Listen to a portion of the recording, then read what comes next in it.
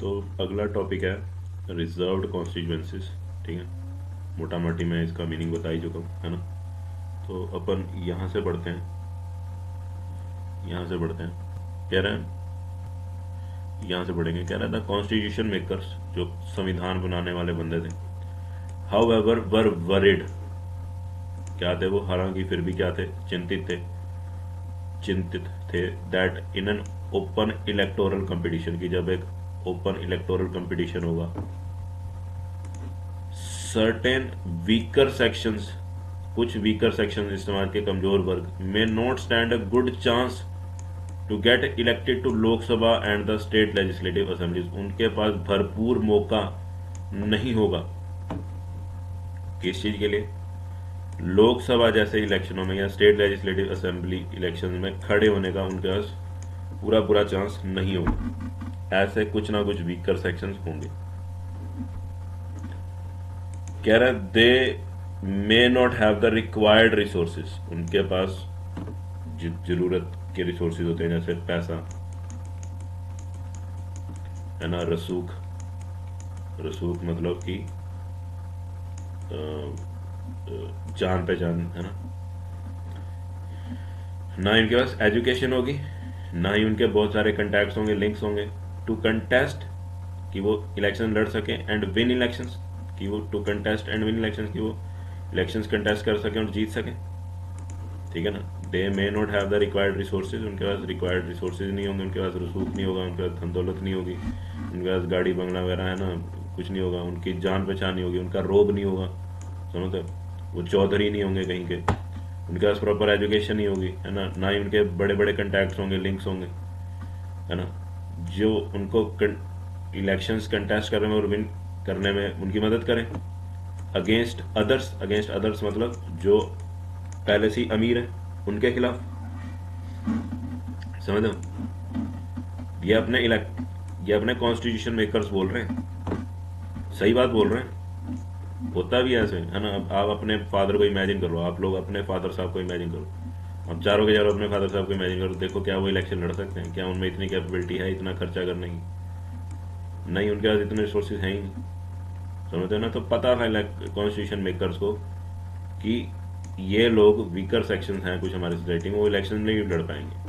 Okay, कह रहे those who are influential, influential, those who are influential, जो बड़े प्रभावी लोग हैं, बड़े असरदार लोग हैं, जिनका बड़ा ज्यादा रसूख है, रोब है ना, जिनकी पहुंच बहुत आगे तक है ना, एंड रिसोर्सफुल, रिसोर्सफुल मतलब जो अमीर है, धन दौलत है उनके पास, है ना।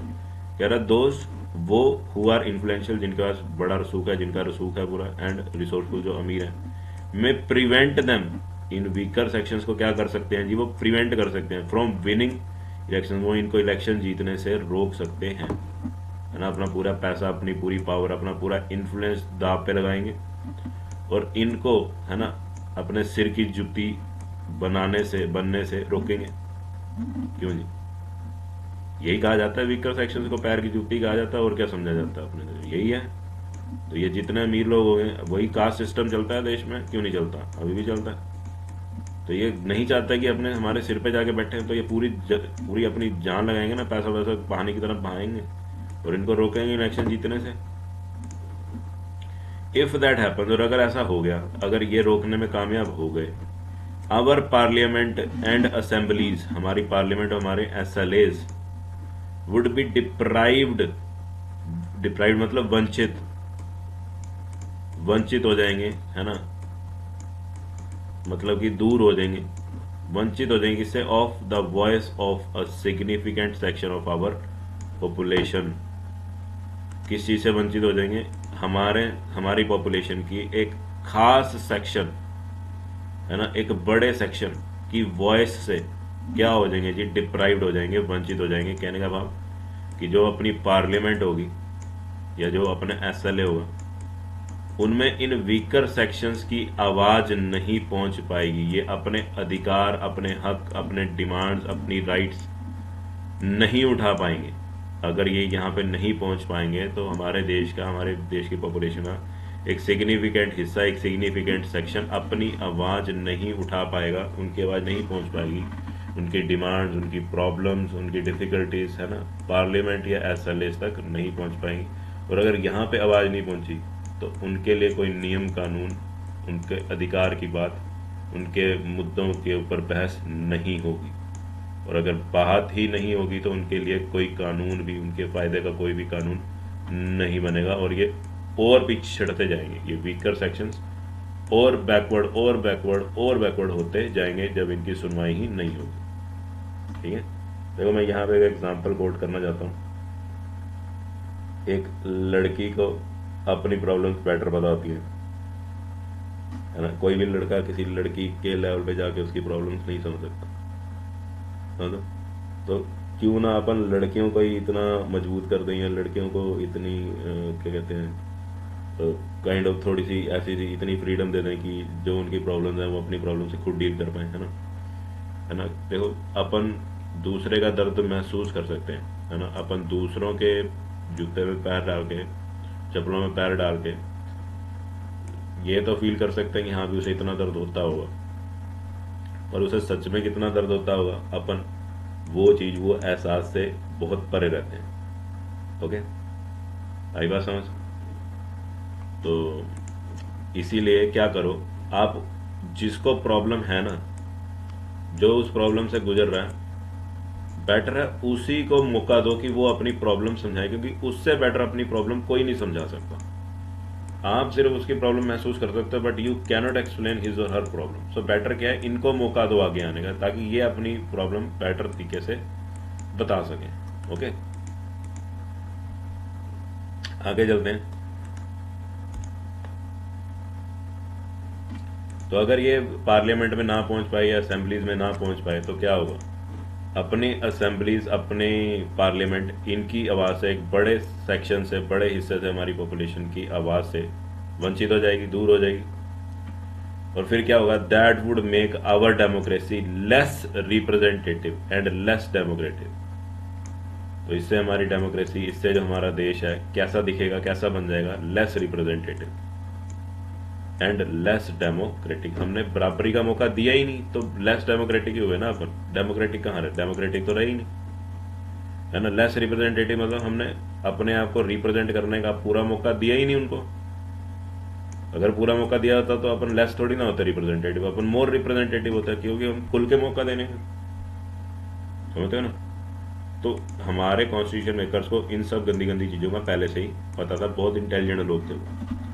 कह रहा सो मेकर्स ऑफ आवर कॉन्स्टिट्यूशन, जो हमारे कॉन्स्टिट्यूशन के मेकर्स थे, बनाने वाले थे, रचयिता थे, thought of special system of reserved constituencies for the weaker sections. उन्होंने सोचा, थॉट ऑफ स्पेशल सिस्टम, उन्होंने एक स्पेशल सिस्टम के बारे में सोचा। कौन सा special system, of reserved constituencies. उन्होंने रिजर्व कॉन्स्टिट्यूएंसीज के स्पेशल सिस्टम के बारे में विचार किया। किन के लिए रखी जानी है ये reserve constituencies, for the weaker sections. Okay, बढ़िया आइडिया, रिजर्व कर दो, है ना। 543 सीट्स हैं, कुछ ना कुछ रिजर्व कर दो। क्यों जी, एससी के लिए कुछ ना कुछ पक्की रख दो कि हाँ भी उस सीट पे सिर्फ एससी बंदा ही इलेक्शन लड़ेगा, कोई और इलेक्शन लड़ेगा। तो अगर उस सीट पे कोई और इलेक्शन लड़ी नहीं, मान लो इस सीट पे सिर्फ एससी के, तो पार्लियामेंट में सिर्फ एससी कैंडिडेट, भले देखो मान लो ए बी सी कैंडिडेट्स लड़ेंगे, है ना, इस कॉन्स्टिट्यूएंसी पे, इस रिजर्व्ड कॉन्स्टिट्यूएंसी पे ए बी सी कैंडिडेट्स लड़ेंगे, पर तीनों होंगे कौन, एससी होंगे ना, एससी कैंडिडेट्स होंगे। भले एक कांग्रेस का हो, एक बीजेपी का हो, एक आम आदमी पार्टी का हो, या फलाना टिमकना पार्टी का हो, पर जीतेगा तो इन द एंड एक एससी, और एक एससी पहुंचेगा एमपी बन के पार्लियामेंट में, या एसएलए में एमएलए बन के। क्यों नहीं, रिजर्व कर दो सीट। तो अगर कोई ना कोई पहुंचेगा, जब कोई पहुंचेगा तभी तो वहां जाके अपनी आवाज उठाएगा, अपनी प्रॉब्लम बयान कर पाएगा, समझ रहे हो ना। तो बढ़िया खेल खेल गए हमारे कॉन्स्टिट्यूशन मेकर्स, कैंट चीज कर गए, हमें एक मौका देंगे, है ना, दबेओं को, गरीबों को अपनी आवाज बुलंद करने का, मजबूत करने का। कह रहा some constituencies are reserve for people, कुछ कॉन्स्टिट्यूएंसीज रिजर्व करी जाती है लोगों के लिए, who belong to schedule caste यानी कि एससी, एंड शेड्यूल ट्राइब्स यानी कि एसटी। ओके, तो कुछ सीटें रिजर्व करी जाती हैं किसके लिए, शेड्यूल कास्ट और शेड्यूल ट्राइब के लोगों के लिए। आगे कह रहा है इन एससी रिजर्व्ड कॉन्स्टिट्यूएंसी, एक एससी रिजर्व्ड कॉन्स्टिट्यूएंसी में only someone who belongs to the schedule caste, सिर्फ वही जो किससे बिलोंग करता होगा, शेड्यूल कास्ट से, कैन स्टैंड फॉर इलेक्शन, वही इलेक्शंस लड़ने के लिए खड़ा हो सकता है जो शेड्यूल कास्ट कम्युनिटी से बिलोंग का होगा, वही एससी रिजर्व कॉन्स्टिट्यूएंसी से इलेक्शन लड़ सकता है। जो बंदा शेड्यूल कास्ट का होगा सिर्फ वही इलेक्शन लड़ सकता है। सिमिलरली उसी तरह से only those belonging to the scheduled tribes can contest an election from a constituency reserve for ST, उसी तरह से शेड्यूल ट्राइब से बिलोंग करने वाला बंदा ही सिर्फ इलेक्शन कंटेस्ट कर सकता है उस कॉन्स्टिट्यूएंसी से जो किसके लिए रिजर्व करी गई है, शेड्यूल ट्राइब के लिए रिजर्व करी गई है। आगे कह रहा है करंटली, प्रेजेंटली, अभी के समय में in Lok Sabha 84 seats are reserve for schedule caste, गोला मार लेना very important, and 47 for the scheduled tribes as on 26 January 2019। ठीक है, तो प्रेजेंटली लोकसभा में 84 सीट्स रिजर्व करी गई हैं शेड्यूल कास्ट के लिए और 47 सीट्स रिजर्व करी गई हैं शेड्यूल्ड ट्राइब्स के लिए। Very very very important. और ये किस सेंसस के हिसाब से है, 26 जनवरी 2019 वाले सेंसस के हिसाब से। ठीक है, और देखो ये जो अपन ने सीट्स दी हैं इनको ऐसे ही नहीं उचक्के दे दी, इनको ये सीट्स इनकी पॉपुलेशन में है ना, देश में जितनी एससी पॉपुलेशन है ना, उसके हिसाब से अपन ने इनको सीट दी है। देश में जितनी एसटी पॉपुलेशन है उसके हिसाब से अपन ने इनको कितनी सीट्स दी हैं, 47 सीट्स दी। ऐसे नहीं कि मुंह उठा के दे दी हुई, चलो आपको 84 सीट जो दिल में आया है ना, ऐसा नहीं था कि पर्चियां डाली थी 1 से लेके 100 तक की या 150 तक की, ऐसे नहीं था, पर्ची नहीं डाली थी, देयर वाज नो पर्ची सिस्टम। पॉपुलेशन के बेस पे, इनकी पॉपुलेशन ज़्यादा है हमारे देश में तो है ना, एससी वालों की पॉपुलेशन ज़्यादा, तो 84 सीट्स इनकी पॉपुलेशन के बेस पे थी। एसटी वालों की जितनी पॉपुलेशन होगी उस हिसाब से इनको 47 सीट्स अपन ने दे दी।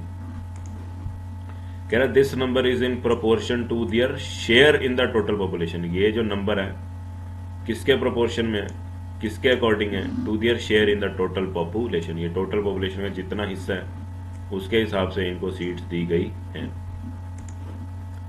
कह रहा thus the reserved seats for SC and ST do not take away the legitimate share of any other social group. तो इससे हुआ क्या, जब अपन ने इनको पॉपुलेशन के हिसाब से, इनकी पॉपुलेशन के हिसाब से इनको सीट्स रिजर्व करके दे दी, तो इससे हुआ क्या तो इससे जो बाकी के अदर सोशल ग्रुप्स थे ना, जनरल कैटेगरी के या राजपूत हो गए या मुस्लिम्स हो गए या जो सिख्स हो गया ना, तो इससे जो लेजिटिमेट शेयर था, जो उनका शेयर बनता था बाकी सोशल ग्रुप्स का है ना, जो बाकी सोशल ग्रुप्स का अधिकार था है ना, वो इन रिजर्व्ड सीट्स ने टेक अवे नहीं किया।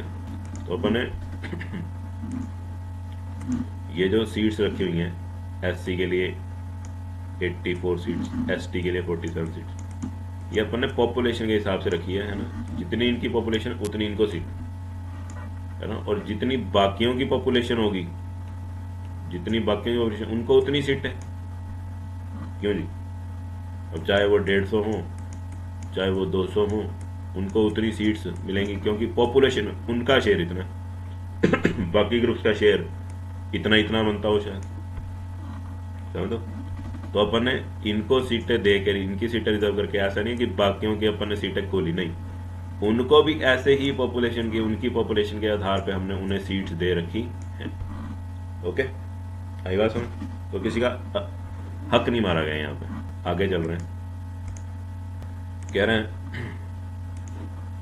This system of reservation was extended later to other weaker sections. ये जो सिस्टम था रिजर्वेशन का, इसको फर्दर एक्सटेंड किया गया, इसको और बढ़ाया गया टू अदर वीकर सेक्शन, और जो बाकी वीकर सेक्शन है सोसाइटी के उनके लिए। कहाँ कहाँ पे, at the district and local level, district level पे और लोकल लेवल पे। In many states seats in rural यानी कि पंचायतों में है ना, एंड अर्बन या फिर म्यूनिसिपैलिटीज एंड कॉर्पोरेशन में। ठीक है ना, तो वो फर्क होता है, ये आपको 10th क्लास में आगे फर्क पता चलेगा। अभी कह रहे हैं इन मैनी स्टेट्स, बहुत सारी स्टेट्स में, seats in rural and urban local bodies है ना। रूरल लोकल बॉडी क्या होती है, पंचायत, अर्बन लोकल बॉडी क्या होती है? म्यूनिसिपैलिटी होगी या म्यूनिसिपल कॉर्पोरेशन होगी, है ना, या म्यूनिसिपल काउंसिल होगी। तो बड़ा कुछ होता है, वो छोड़ो, गोली मारो। आप सिर्फ अभी के लिए ये समझो कि जो अर्बन लोकल बॉडी होगी, अर्बन अर्बन शहरी, वो होगी एमसी, और जो रूरल होगी वो होगी पंचायत। समझ लो। तो अगर अपन ने ये जो रिजर्वेशन वाला सिस्टम है ये अपन ने और एक्सटेंड किया डिस्ट्रिक्ट लेवल पे और लोकल लेवल पे, है ना। अब लोकल लेवल में लोकल गवर्नमेंट्स कौन सी हैं? तो रूरल लेवल पे लोकल गवर्नमेंट कौन सी है? पंचायत है। और अर्बन अर्बन अर्बन लेवल पे लोकल गवर्नमेंट कौन सी है? म्यूनिसिपैलिटीज या फिर कॉर्पोरेशन, है ना। हमें कह रहा है in many state seats in rural and urban local bodies are now reserved for other backward classes as well. अब सीटें किसके लिए रिजर्व की गई हैं और किन के लिए रिजर्व करी जाने लगी हैं, करनी पड़ गई हैं? अदर बैकवर्ड क्लासेस के लिए, ओबीसीज के लिए भी। ठीक है, आगे चलते हैं। कह रहा है however the proportion of seats reserved varies from state to state. पर ये जो हिस्सा है, प्रोपोर्शन है, हिस्सा है सीट्स का, है ना, जो रिजर्व करी जाती हैं, ये वेरी करती हैं एक स्टेट से दूसरी स्टेट में। पंजाब में मान लो ओबीसीज के लिए मान लो 15 सीटें रख दी, हरियाणा में ये 5 भी हो सकती हैं, यूपी में ये 36 भी हो सकती हैं। समझ तो डिपेंड करता है स्टेट टू स्टेट ओबीसीज वालों के लिए। ठीक है, आगे चलते हैं। कह रहा है सिमिलरली उसी तरह से 1/3 of the seats, 1/3 of the seats का मतलब 33%, 1/3 of the seats are reserved in rural and urban local bodies for women candidate. उसी तरह से लोकल, है ना, लोकल बॉडीज में चाहे वो रूरल बॉडीज हो या अर्बन लोकल बॉडीज हो, 1/3 सीट्स यानी कि 33% सीट्स किसके लिए रिजर्व करी गई हैं? वुमेन के लिए रिजर्व करी गई है। आई होप इतना टॉपिक आपको समझ में आया हो।